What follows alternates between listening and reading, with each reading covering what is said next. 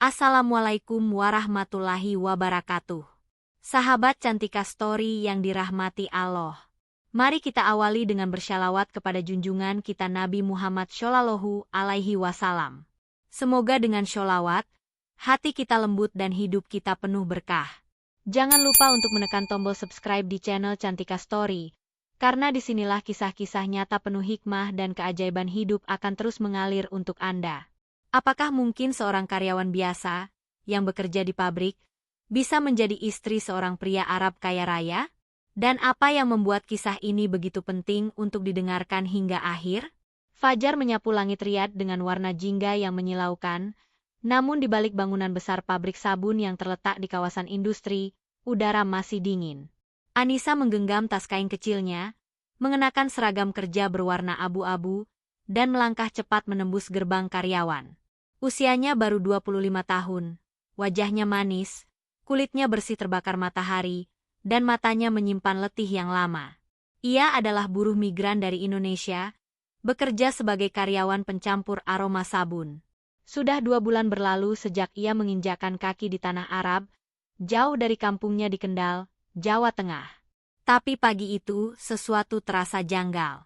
Lorong pabrik yang biasa ramai dengan suara langkah dan obrolan para pekerja, sunyi senyap. Beberapa karyawan berdiri berbaris, seolah menanti sesuatu. Anissa berhenti melangkah, memperhatikan wajah-wajah yang menegang. Dari arah ruang administrasi, muncul seorang pria tinggi dengan jubah putih panjang, wajahnya bersih dan tenang, sorban melilit rapi di kepala. Di belakangnya ada 2 pengawal yang menjaga jarak. Saat pria itu mendekat, beberapa karyawan menunduk dalam-dalam. "Siapa itu?" bisik teman kerja Anissa yang berdiri di sampingnya. "Said Raffi," jawab seseorang dengan suara gemetar. "Dia pemilik pabrik ini. Jarang muncul. Tapi kalau dia datang, pasti ada yang besar." Anissa menunduk, menghindari tatapan. Namun langkah kaki pria itu justru mendekat ke arahnya. Detik berikutnya, suara tenangnya terdengar langsung. "Anti min Indonesia?" tanyanya dengan bahasa Arab yang lembut namun jelas. Anissa menelan ludah. "Naem, ana min Indonesia, ya Said." Ia menatap wajah Anissa sejenak. Tak lama, tapi cukup untuk membuat jantung Anissa berdebar tidak karuan. Pria itu mengangguk singkat, lalu melangkah pergi. Hanya itu. Tapi sejak hari itu, sesuatu berubah. Anissa mulai dipindahkan ke bagian produksi khusus. Ruangan ber-AC, pekerjaan lebih ringan. Ia tidak mengerti alasannya.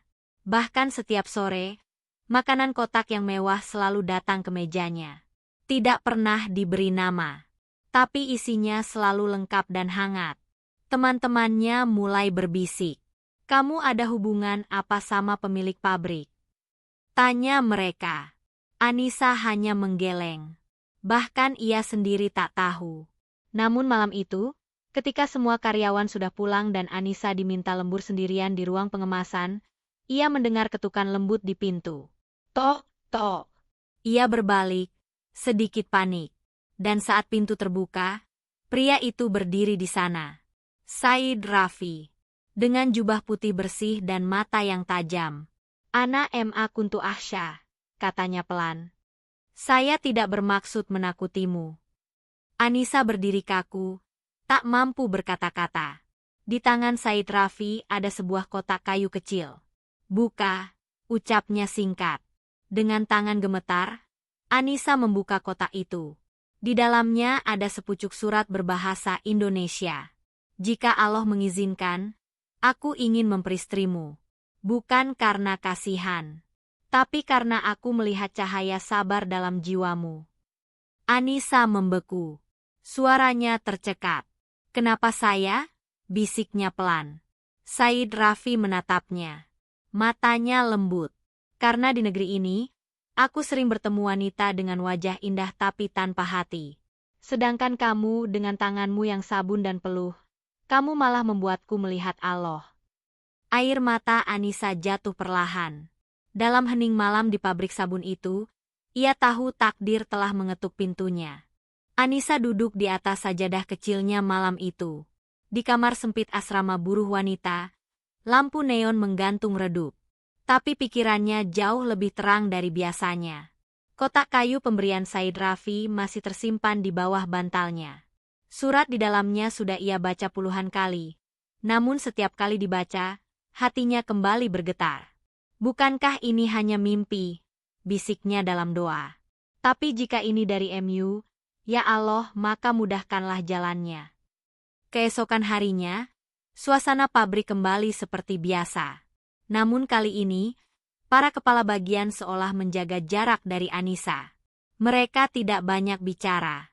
Bahkan beberapa dari mereka menatapnya dengan penuh rasa ingin tahu, tapi tidak berani bertanya langsung. Anissa tahu, kabar itu mulai menyebar, entah dari mana. Menjelang sore, ia dipanggil ke ruang administrasi. Tangannya dingin, jantungnya berdegup, pikirannya penuh dugaan. Apa ia akan dipulangkan, dipecat, atau... Saat ia melangkah masuk ke dalam ruangan yang rapi dan harum itu, di sana sudah duduk seorang wanita parubaya berjilbab hitam, wajahnya tenang. Di sampingnya, berdiri Said Raffi dengan senyum yang tidak biasa. Senyum penuh makna. Silakan duduk, Anissa. Ujar wanita itu dalam bahasa Indonesia yang lancar namun berhias logat Arab. Anissa menunduk hormat. Terima kasih, Ibu. Aku ibu dari Said Raffi. Dia bercerita banyak tentangmu. Tentang kesederhanaanmu. Tentang caramu bekerja tanpa mengeluh. Dan tentang keteguhanmu menjaga kehormatan. Anissa nyaris tak bisa bernapas. Ia hanya memandangi meja, berusaha tetap sopan. Wanita itu membuka map coklat di tangannya dan menyodorkannya ke Anissa. Isinya, surat pernyataan pelamaran dan persetujuan menjadi istri kedua dari keluarga bangsawan Saudi. Kami tahu ini tidak biasa. Tapi niat anakku ini bukan main-main. Ia ingin memuliakanmu dalam ikatan halal. Kami tidak menyuruhmu menjawab sekarang. Tapi mohon, pikirkan baik-baik. Said Raffi melangkah maju. Suaranya lembut, tapi tegas. Anissa, aku tidak datang ke hidupmu untuk merusaknya. Tapi jika Allah ridho, aku ingin menjadi bagian dari hidupmu bukan untuk sementara, tapi untuk selamanya. Anissa menunduk. Tangisnya jatuh diam-diam. Ia bukan menangis karena takut, tapi karena ia baru benar-benar menyadari bahwa cinta bisa datang lewat jalur paling tak masuk akal. Bahkan kepada wanita sepertinya, yang hanya punya 2 koper dan tabungan pas-pasan. Apa saya boleh minta waktu sholat istikharah dulu? Tanyanya lirih. Ibu Said Raffi tersenyum hangat. Itu yang kami harapkan. Jangan terburu-buru. Ini bukan soal dunia, ini soal akhirat juga. Malam itu, Anissa kembali bersujud lebih lama dari biasanya. Ia menangis, memohon petunjuk. Ia tahu, ini bukan mimpi, tapi juga bukan keputusan ringan. Di tempat yang berbeda, Said Raffi berdiri di teras rumahnya yang megah. Angin malam gurun mengusap wajahnya. Di tangannya, tasbih kecil berputar pelan. Ia tidak menyangka bahwa wanita yang membuatnya ingin lebih dekat kepada Allah, justru seorang buruh pabrik sederhana dari Indonesia. 1 minggu berlalu. Anissa akhirnya dipanggil kembali ke ruangan yang sama. Ia sudah mantap. Ia tidak melihat Raffi sebagai pangeran Arab, tapi sebagai seseorang yang melihat dirinya bukan dari seragam kerjanya, tapi dari hatinya. Dengan suara tenang, Anissa berkata, "Jika Allah ridho, saya siap menerima." Said Raffi tersenyum. Matanya berkaca-kaca. Dan pada hari itu, semua proses resmi dimulai. Anissa berhenti dari pekerjaannya. Surat pengunduran diri diajukan. Tapi bukan karena putus asa, melainkan karena pintu baru sedang dibuka Allah untuknya. Pintu menuju sesuatu yang selama ini tak pernah berani ia bayangkan. Senja perlahan turun di Riyadh. Langit memerah lembut. Angin padang pasir bertiup pelan mengusik tirai jendela rumah keluarga Said Raffi. Di dalam salah satu ruangan luas yang dihias sederhana namun elegan, Anissa duduk mengenakan gaun panjang berwarna krem yang ringan dan syari. Wajahnya tenang, tapi kedua tangannya menggenggam tasbih kecil, membaca istighfar perlahan. Hari ini adalah hari pernikahannya. Bukan di gedung mewah atau hotel bintang 5, tapi di ruang majelis keluarga, di rumah besar milik keluarga Raffi. Undangan hanya keluarga dekat dan beberapa ulama terpercaya. Semuanya berjalan sederhana tapi penuh hikmah. "Anissa, sudah siap?" bisik Ibunda Said Raffi sambil menyentuh pundaknya dengan lembut. Anissa tersenyum, bibirnya gemetar. "Bismillah, saya siap, Ibu." Sementara itu, di ruang sebelah, Said Raffi duduk di hadapan seorang ulama tua yang menjadi wali Anissa atas izin dari KBRI. Di sampingnya, hadir seorang saksi dari Indonesia, pekerja senior yang pernah satu asrama dengan Anissa. Suasana hikmat. Semua mata tertuju pada Raffi. "Ana kabiltu nikaha Anissa bima sukira, alai." Aku terima nikahnya Anissa dengan mahar yang telah disebutkan. Kalimat itu terucap dengan mantap. Begitu kalimat itu selesai, suara pelan takbir memenuhi ruangan. Wajah Said Raffi tertunduk lama, sebelum ia menatap ke arah tirai pemisah tempat Anissa duduk. "Alhamdulillah, dia sekarang halal bagiku." Saat tirai dibuka, mata mereka bertemu untuk pertama kalinya sebagai suami istri. Anissa menunduk malu, namun di balik kerudung lembutnya, senyumnya mengembang. Raffi melangkah perlahan, lalu duduk di hadapannya. Tangannya menyentuh punggung tangan Anissa, dan ia berdoa pelan. "Ya Allah, jadikan dia penyejuk mata dan penuntun langkahku ke surga." Anissa menahan haru. "Dan jadikan aku wanita yang mampu menjaga kehormatan dan cintanya karena MU, ya Allah." Pernikahan itu tak direkam kamera, tak disiarkan kemana-mana. Tapi doa-doa yang diucapkan malam itu lebih kuat dari sorotan cahaya manapun. Ia tak pernah membayangkan bahwa perempuan sepertinya, yang dulunya tidur beralaskan kasur tipis di barak pabrik, kini duduk sebagai istri seorang bangsawan Arab. Tapi yang paling membahagiakan bukan karena gelar suami barunya, tapi karena kini ia bisa hidup dalam keberkahan yang halal dan terhormat. Malam itu, ketika semua tamu sudah pulang, Raffi mengajak Anissa berjalan menyusuri taman kecil di halaman rumah. "Anissa," katanya pelan. "Naem, Said." Raffi tertawa kecil. "Jangan panggil aku begitu. Aku suamimu sekarang." Anissa tersenyum. "Afwan, Raffi. Apakah kamu menyesal telah menerima lamaran ini?" Anissa menoleh. Cahaya rembulan menyinari wajahnya yang lembut. "Tidak. Justru aku takut, kalau tidak kuambil, aku akan kehilangan takdir terbaikku dari Allah." Raffi menatap langit. "Subhanallah, aku pun berpikir hal yang sama." Malam itu, mereka duduk berdua dalam diam. Tak banyak kata, hanya doa yang dipanjatkan dalam hati masing-masing. Di tengah keheningan gurun, dua jiwa yang sebelumnya tak saling kenal, kini disatukan oleh takdir Allah yang rahasia dan indah. Pernikahan Anissa dan Said Raffi menyebar bak percikan api di gurun kering. Tak ada pengumuman resmi, namun gosip merambat cepat di kalangan keluarga besar dan lingkar sosial Raffi.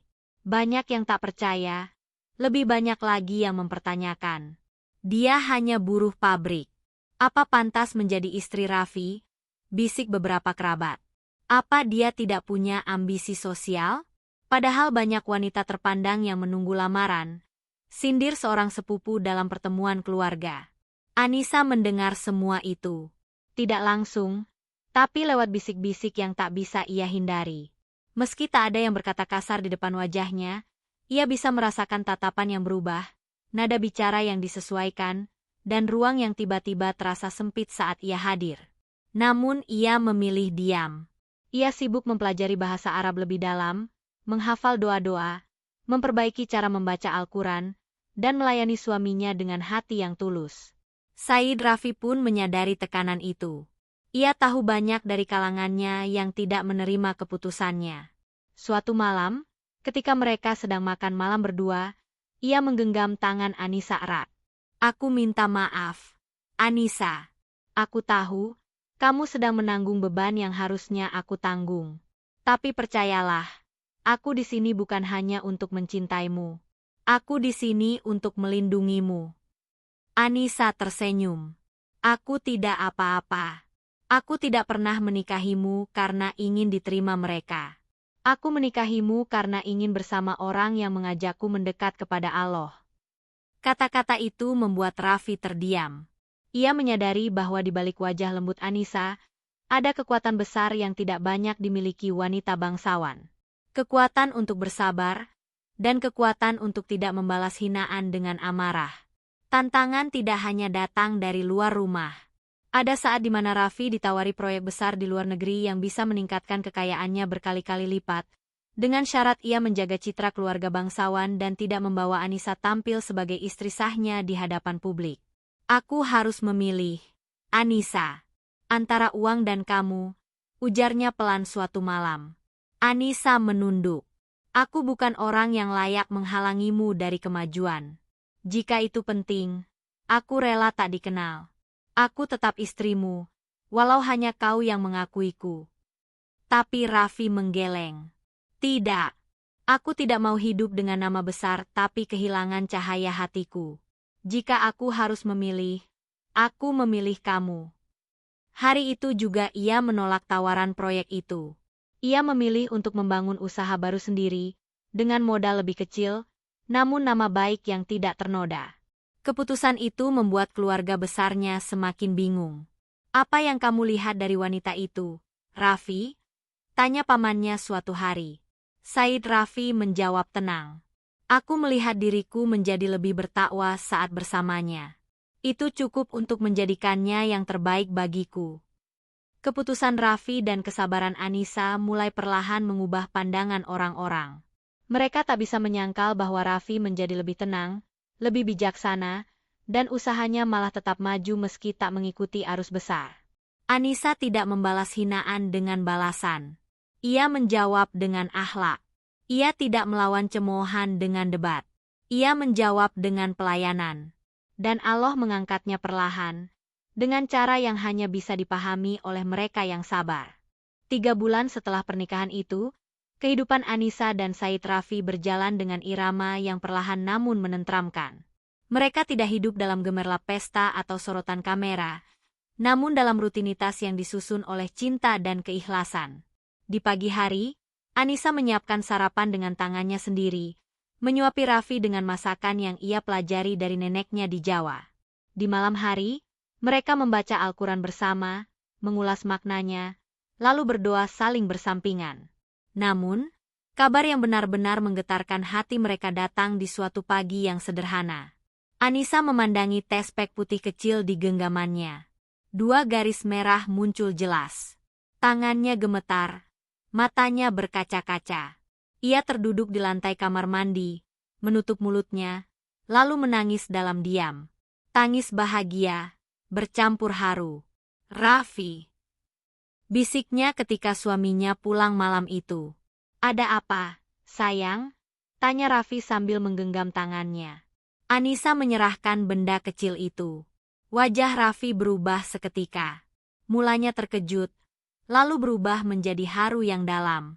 Ia memeluk Anissa erat-erat, lama, dalam diam. Allahu Akbar. Allahu Akbar, terima kasih.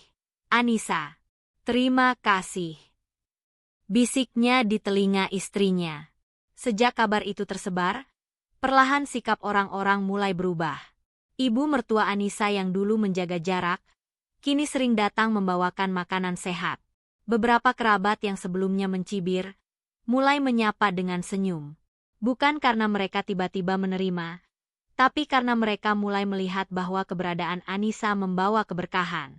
Namun, tidak semua menyambut kabar itu dengan senang. Ada satu sepupu perempuan Raffi yang sangat menentang. Namanya Yasmina. Ia pernah dijodohkan dengan Raffi sebelum Anissa hadir.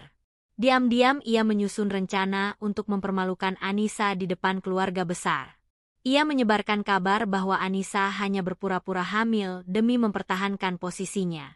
Beberapa tetua mulai ragu, dan salah satu dari mereka menyarankan agar dilakukan pemeriksaan medis yang disaksikan oleh keluarga besar.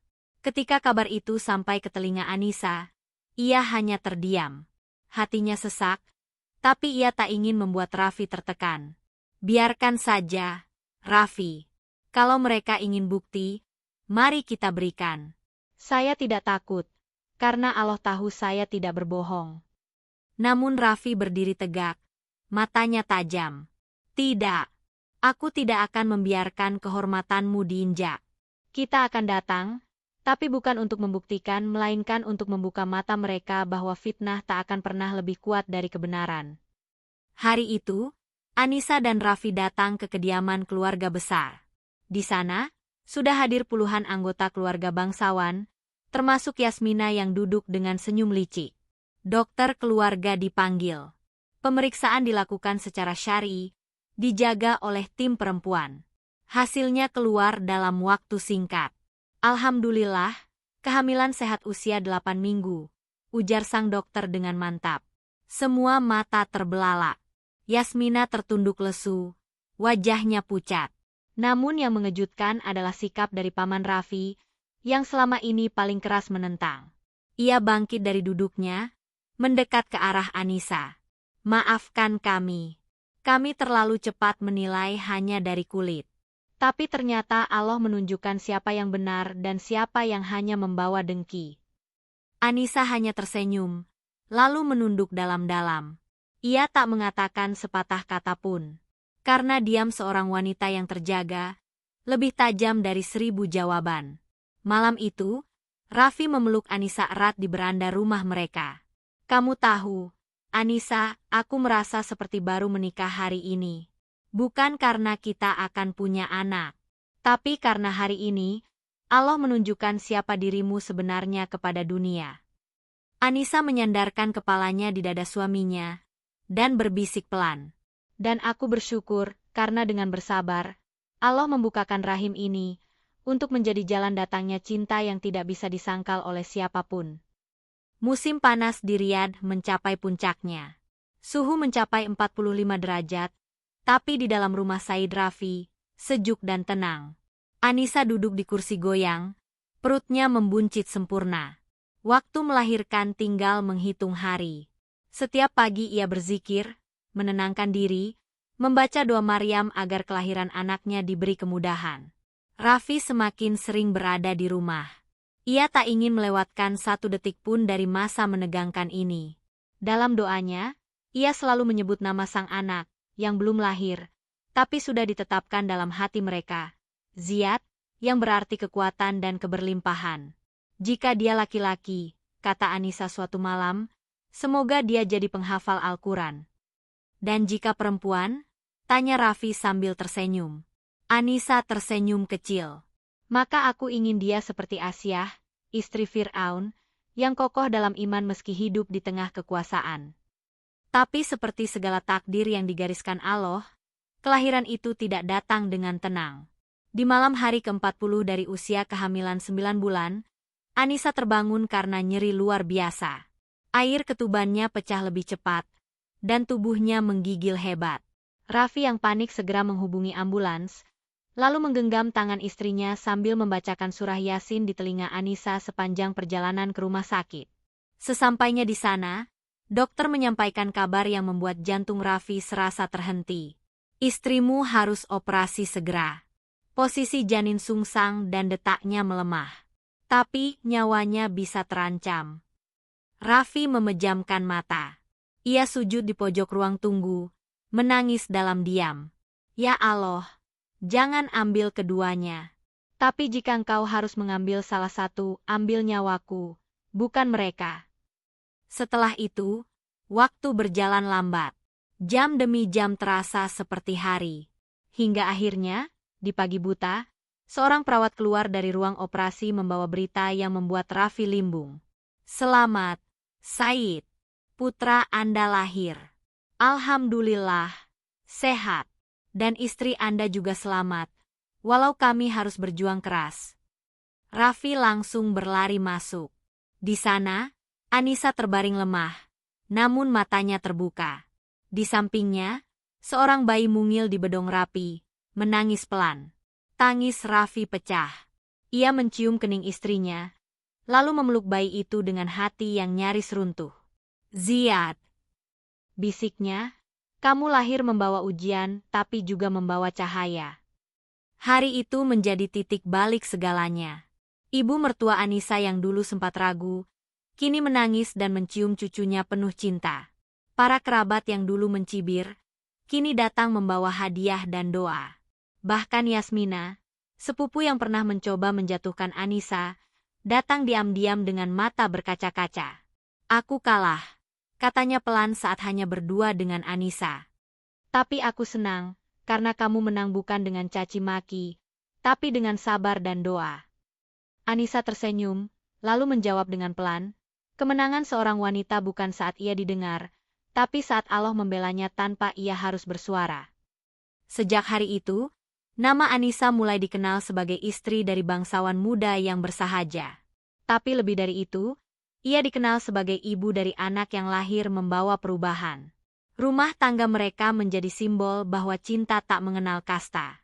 Bahwa wanita sederhana pun, bila menjaga kehormatannya dan bersandar pada Allah, bisa menjadi permata di tengah padang pasir. 2 tahun telah berlalu sejak kelahiran Ziyad.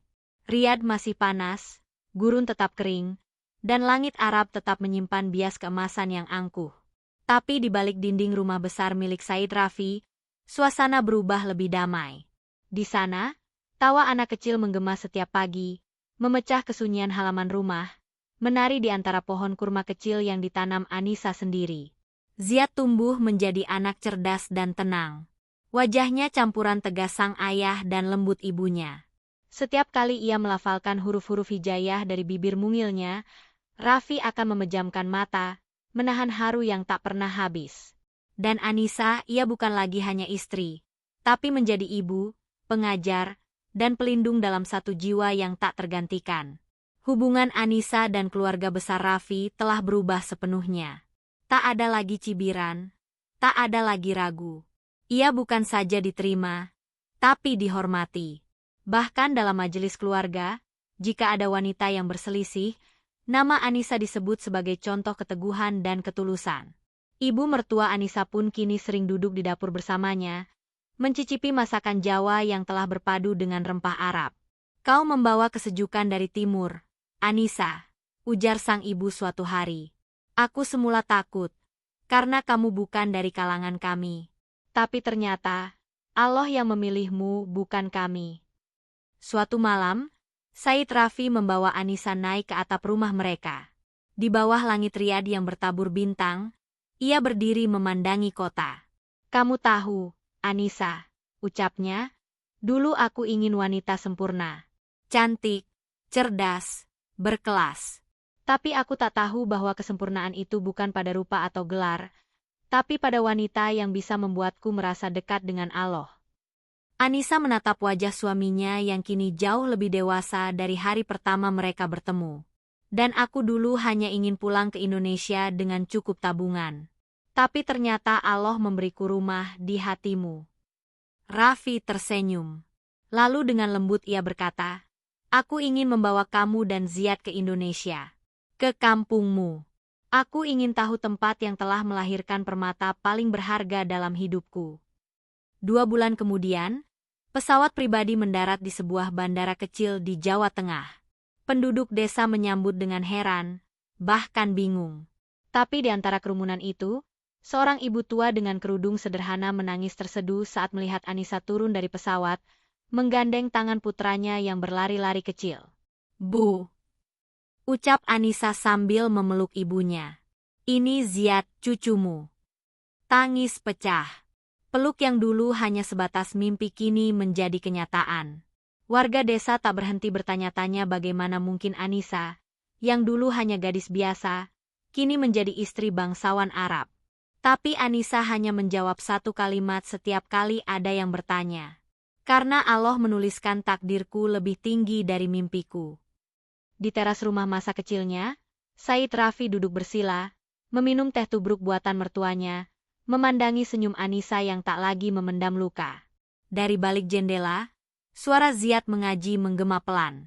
Dan dalam hati mereka berdua, hanya ada satu doa yang terus dipanjatkan. Ya Allah, cukupkan cinta ini untuk mengantarkan kami sampai surga MU.